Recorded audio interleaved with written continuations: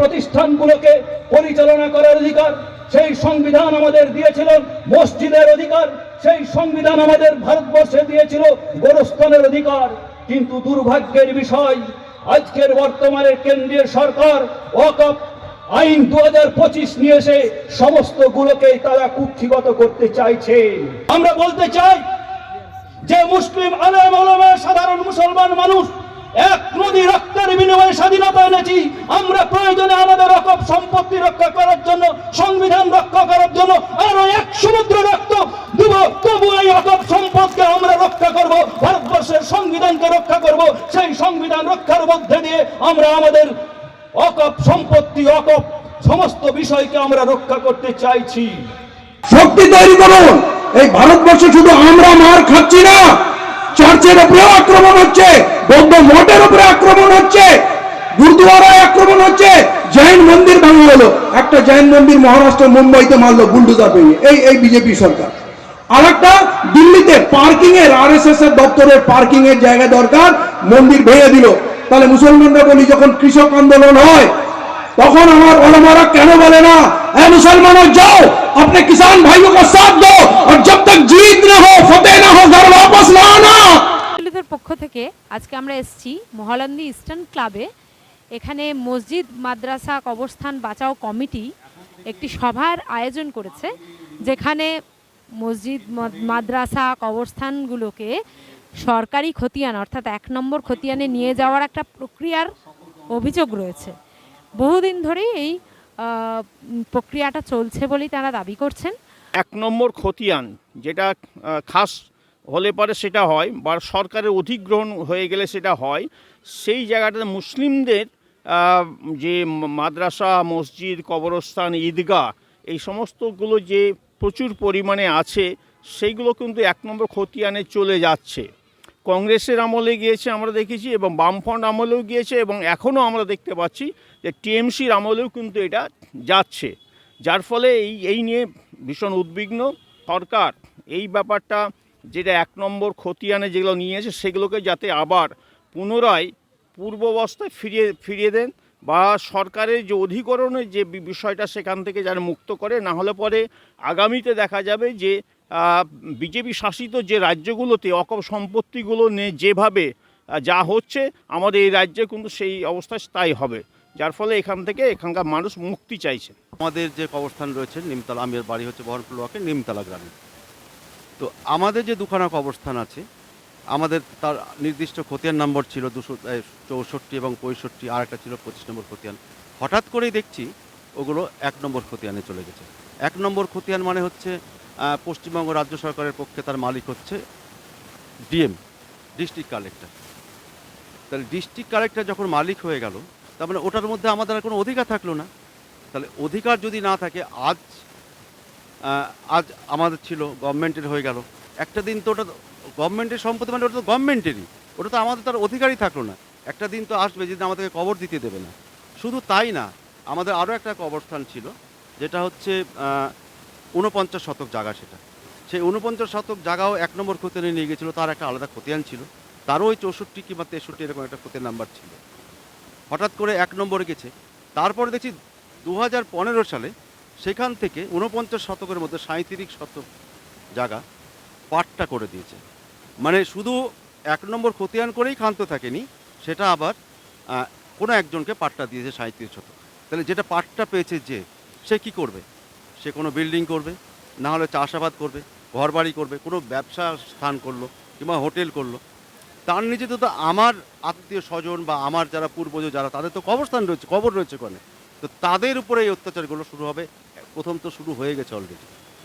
তাহলে এরপরে যে কবরস্থানগুলো আছে সারা পশ্চিমবঙ্গে সব জায়গাতে, শুধু কবরস্থান না, মসজিদ হয়েছে, ঈদগাহ হয়েছে, এবং আর একটা জিনিস হয়েছে যেটা, সেখানে আবার ওই যেখানে রিমার্কের ঘরে এখন প্রত্যেকটা কবরস্থান, মাদ্রাসা এবং খানকা, দরগা ওখানে লেখা থাকছে, দিস প্লট খতিয়ান শিডিউল ইজ টেম্পোরারি রেস্ট্রিক্টেড। মানে ওখান থেকে রেস্ট্রিক্টেড মানে টেম্পোরারি রেস্ট্রিক্টেড করে দিয়েছে, মানে ওখানে আমরা আর কিছু করতে পারবো না। তো এইখান থেকে বেরিয়ে আসার জন্য আমাদের একটা জোরালো দাবি থাকবে সরকারের কাছে। আমরা আস্তে আস্তে ধাপে ধাপে এগিয়ে যাব। আমার যেটা ব্যক্তিগত মত, কোন সরকার আছে সেটা বিষয় নয়, কংগ্রেস থাকুক বা সিপিএম থাকুক বা টিএমসি থাকুক, সবারই লেজ কিন্তু আরএসএস কাছে বাঁধা থাকে। যদি তাই না থাকতো তাহলে প্রত্যেকটা সরকারের এজেন্ডা কিন্তু একই, প্রত্যেকটা সরকারের একই এজেন্ডা। এইবার হচ্ছে এই যে আগে 6 মাস আগে 6 জুন, সম্ভবত 6 জুন 2025 বিল পাস হয়েছে, তখন থেকে আমাদেরকে বলা হয়েছিল পোর্টালে উঠাতে। 46খানা কাগজ দরকার তাতে পোর্টালে উঠাতে গেলে।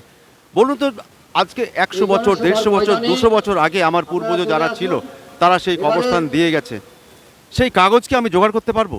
আমার কাছে রেকর্ড আছে, বিভিন্ন সময়কার রেকর্ড আছে। আজকে আমার বাবার যদি জন্ম তারিখ যদি বের করতে পারবো, আমি বের করতে পারবো না। তাহলে ওই কাগজ আমি কি করে 46খানা কাগজ করবো? সে তো গেল, এটা হচ্ছে একটা দিক। দ্বিতীয় দিক, আমাদের বর্তমান সরকারের মুখ্যমন্ত্রী বললেন যে আমি থাকতে এই সম্পত্তি বেহাত হতে দেব না। ঠিক 27 তারিখ অর্থাৎ 6 দিন আগে বলল, এবং প্রত্যেকটা ডিস্ট্রিক্টে আধিকারিক থেকে পাঠিয়ে দিয়ে বলল যে এগুলো সব পোর্টালে ওঠানোর কথা বলল। সেদিন ছিল বৃহস্পতিবার 27 তারিখ, সেদিন আমাদের গুছাতে হলো, শুক্রবার চলে গেল, শনি রবি ছুটি, 4 দিন সম্ভব? এটা একটা চক্রান্ত কি নয়? আপনাদের কি মনে হয় এটা চক্রান্ত? আমার তো মনে হয় এটা একটা চক্রান্ত।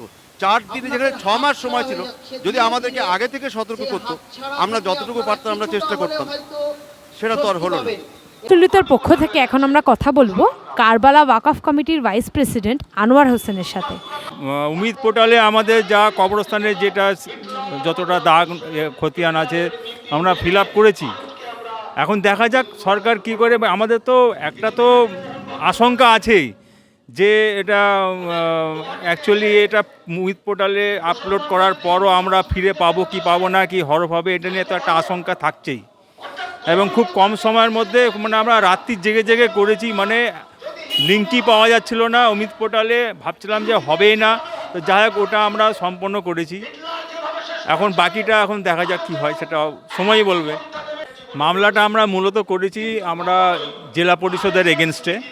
তারা অবৈধভাবে আমাদের জায়গার ওপরে 233 দাগের ওপরে দোকানঘর করেছে। ওরা 128টা, সেটা বামফ্রন্টের আমলেই করেছিল, ওরা 2001 সালে সম্ভবত করেছিল। বর্তমান কমিটি আমরা 2019-এ আমরা দায়িত্ব নেওয়ার পর আমাদের কারবালার বহুত কাজ বাকি ছিল, অনেক জায়গা। প্রথমে বললাম না, 290 বিঘা সম্পত্তির মধ্যে 200 বিঘা অলরেডি আমাদের হাতছাড়া হয়ে গেছে, সব বাড়িঘর হয়ে গেছে। হঠাৎ করে 2024 সালে জেলা পরিষদ ওই 128টা দোকান ঘরের ওপরে দোতলা ঘর করতে শুরু করে।